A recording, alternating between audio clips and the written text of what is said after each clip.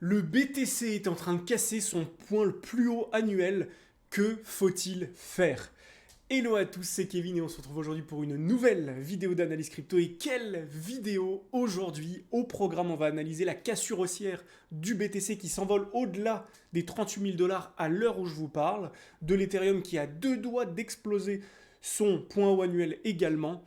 Et en fin de vidéo, on fera un point sur le Nexera, le NXRA de Alliance Block Nexera. Est-ce que c'est un bon investissement? Est-ce que c'est une bonne crypto dans laquelle investir à long terme? On va voir tout ça dans cette vidéo. Mais juste avant ça, si t'es pas déjà abonné, n'hésite pas à t'abonner, à mettre un gros pouce bleu pour m'aider au référencement de cette vidéo et à me dire en commentaire quelle est la prochaine crypto que tu veux que j'analyse pour toi. Et je le ferai bien volontiers. Allez, on est parti directement dans cette vidéo. Alors, qu'est-ce qui se passe sur le BTC? On a une cassure actuellement du BTC qui est en train de casser ses plus hauts. Tout simplement, on avait vu dans le passé une accélération donc, du BTC. On avait vu une grosse accélération ici. Et d'ailleurs, on peut se mettre en daily pour voir ça. Mais on avait vu effectivement un point haut. On récupère la liquidité ici en daily. Une fois, deux fois, trois fois. Derrière, on casse, on réintègre. C'est-à-dire qu'on avait le niveau de cassure ici, on casse, on réintègre, extrêmement baissier. Derrière, on vient récupérer de la liquidité une fois, deux fois, trois fois. Une fois que c'est fait, on structure quelque chose d'haussier avec la cassure ici du milieu du W et derrière, on repart à la hausse. Et donc actuellement, on est entre deux scénarios possibles. On a deux choses potentielles qui peuvent arriver. Soit on va avoir une cassure franche et dans ce cas-là, une accélération haussière, donc une cassure franche du BTC, sans réintégration. Et dans ce cas-là, accélération haussière du BTC. Dans ce cas-là, la prochaine target sur BTC, ce n'est rien d'autre que les 48 200 dollars. Et pour faire ça, il y a juste besoin de prendre un Fibo, point haut, point bas. Et on tombe sur le niveau qui est juste ici entre 48 500 et 57 500 dollars. Donc voilà la prochaine target sur BTC si jamais on a une cassure franche dès aujourd'hui sur le BTC. Si jamais, à l'inverse, on n'a pas une cassure franche et qu'on a une réintégration, dans ce cas-là, ce sera extrêmement négatif pour le BTC et pour les actifs crypto tout simplement. On pourrait imaginer par exemple quelque chose comme ça, une mèche, deux mèches, trois mèches, tac, derrière on réintègre en dessous de ce niveau.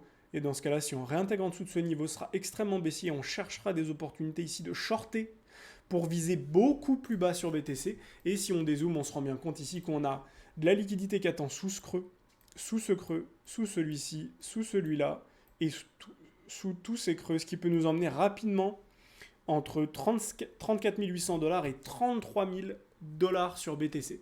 Et donc, ce qui pourrait nous permettre de faire réintégration, correction jusqu'aux 33 000 et quelques, et ensuite on reconstruit quelque chose de bullish pour repartir direction 48 000, voire plus. Donc voilà pour l'instant ce qu'on a sur BTC. Ce qu'il va falloir surveiller maintenant, c'est est-ce qu'on a réintégration ou pas. Et ce qui est intéressant aussi, c'est que sur ETH, on voit qu'on est en retard. On est en retard sur ETH actuellement. Je vais mettre en horaire pour que vous voyez bien. On avait ici identifié une trendline intéressante, cassure de la trendline. Ici, on avait pu prendre un trade sur cette montée. Derrière, on a eu la correction. On est venu s'appuyer sur cette trendline. On a maintenu. Et derrière, on continue de monter. Ici, on n'avait pas accumulé les creux, puisque ici, on était allé chercher la liquidité plus bas. Et ça nous avait permis derrière d'avoir une bonne impulsion haussière. On avait donc de la liquidité à venir récupérer au-dessus de ce point, au-dessus de ce point, au-dessus de ce point. J'en avais parlé d'ailleurs lorsqu'on avait déjà récupéré la première liquidité. Mais j'avais dit si jamais on récupère les liquidités qui sont ici, donc qu'on monte, il y aura de grandes chances d'aller chercher celle-ci.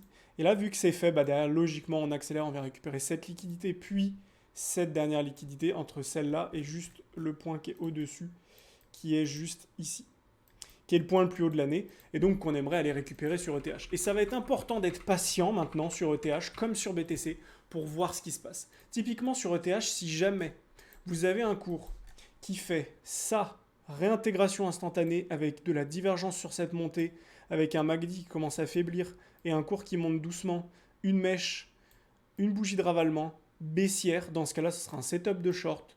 On rentre, stop au-dessus et on vise toute la descente.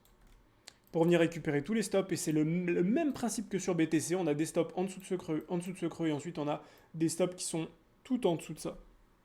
Un peu moins sur ETH ici, mais globalement, tout ici, on a des stops. Donc, qui pourraient nous ramener rapidement vers les 17 000 vers les 1750 $ sur ETH. Donc vraiment à surveiller, on va faire une grosse update dans le week-end ou lundi pour voir comment ça s'est passé et s'il y a une opportunité de trade. Donc restez bien connectés. N'hésitez pas à vous abonner, mettre la cloche des notifications. Si jamais dans le week-end on a une opportunité de trade, une opportunité de gagner rapidement 3, 4, 5, 10% en un seul ou deux trades, je vous ferai une vidéo rapide et je vous présenterai ça directement. Donc voilà pour BTC sur ETH, on surveille bien ce niveau. À tout moment, je vous ressors une vidéo pour vous dire ce qui se passe. Là, actuellement, on commence à avoir des signaux intéressants, mais pas suffisamment. Donc on a besoin d'attendre encore un petit peu. Et maintenant, on va passer à l'analyse de Nexera, qui m'a été demandé en commentaire, et je vais le faire avec grand plaisir. Alors, Allianz Block Nexera est la crypto numéro 281e. Elle a 100 millions de market cap, donc c'est pas beaucoup, 100 millions d'investis. Ce qui est intéressant avec cette crypto, c'est qu'elle n'existe que depuis le 10 mars 2023, donc elle est extrêmement récente. Et on a une corrélation entre prix et market cap. On voit qu'au début, on n'avait pas de capitalisation boursière, mais dès que la capitalisation boursière a été calculée, on a eu une bonne évolution du marché. Donc, bonne corrélation entre les deux. On voit qu'il y a déjà 90% des tokens qui ont été mis en vente. Donc ça, c'est vraiment une bonne nouvelle. On ne risque pas d'avoir une inflation importante sur le token. Et ça, c'est vraiment bien. On va regarder une corrélation entre le prix et le market cap. Le prix s'est envolé, forcément que le market cap aussi. On reste sur une petite cap. 100 millions, c'est que dalle. On peut passer rapidement à 1 milliard. Si on passe de 100 millions à 1 milliard, le prix va passer de 13 centimes à 1,30 $. Donc on va faire x10. Donc la crypto est extrêmement intéressante. Maintenant, est-ce que c'est suffisant pour investir dans cette crypto? La réponse actuellement, c'est non. C'est malheureux, mais c'est non. Alors maintenant, je vais mettre quand même des petits guillemets. Pourquoi? Parce qu'il y a deux raisons d'investir dans un projet. Soit vous êtes un investisseur qui connaissez extrêmement bien l'analyse fondamentale de votre projet, vous y croyez énormément, et dans ce cas-là, vous vous dites Allianz Block Nexera, j'y crois énormément, c'est un projet de fou, je sais que ça peut exploser dans les mois à venir, dans les années à venir, le projet est complètement révolutionnaire, il y a plein de blockchains et des cryptos qui vont utiliser ce système-là, ça va être à la mode plus tard, etc. etc. Dans ce cas-là, investir maintenant, c'est pas grave en soi. Si vous êtes convaincu que le projet peut exploser, c'est juste vous prenez le risque que le projet n'explose pas. Et finalement, vous investissez ici par exemple. Le projet fait ça pendant un moment. Derrière, il baisse. Et puis finalement, on ne trouve pas de support ici. Et le truc ne fait que baisser. Ça, c'est la première option. Deuxième option, vous n'êtes pas du tout un investisseur sur le fondamental. Vous investissez de manière technique sur un projet.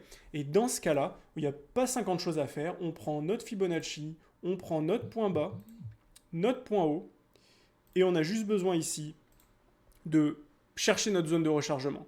Zone de rechargement long terme, 0,618, 0,786. Si on ne fait pas de nouveau plus haut, pour l'instant, la zone de correction que l'on veut, c'est ça. On veut rentrer là-dedans, on veut voir des W là-dedans, ou en tout cas un signal de retournement pour rentrer à l'achat. Ce sera un super point d'achat ici sur Nexera. Si vous avez cette opportunité, ce sera vraiment excellent. Encore une fois, ce n'est pas un conseil en investissement, mais voilà, je vous donne simplement mon avis sur le token. Si jamais ça n'arrive pas, il faudra se faire à l'idée et il faudra voir plus loin comment ça se passe. Si le token continue d'exploser à la hausse comme il l'a fait ici, il faudra le laisser s'en aller et se faire une raison, aller sur d'autres tokens. Si jamais vous avez le cours qui fait des plus hauts ici et que vous voulez retracer votre Fibo, dans ce cas-là, vous attendez le plus haut, et à chaque fois qu'il y a un nouveau plus haut, vous gardez le même point bas qui est le point le plus bas depuis toujours, vous vous mettez sur le nouveau plus haut. Et donc forcément que votre zone de rechargement qui était ici, elle va bouger, elle va être entre là et là.